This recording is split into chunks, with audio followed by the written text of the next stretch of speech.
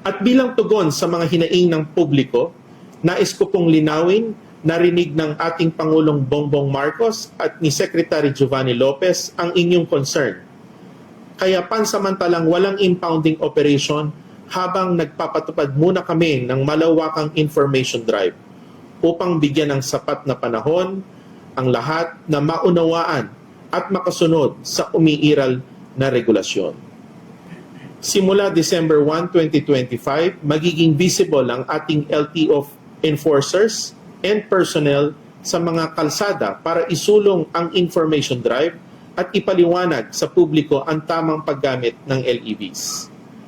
Pagdating sa January 2, 2026, magsisimula na ang strict enforcement at wala ng extension.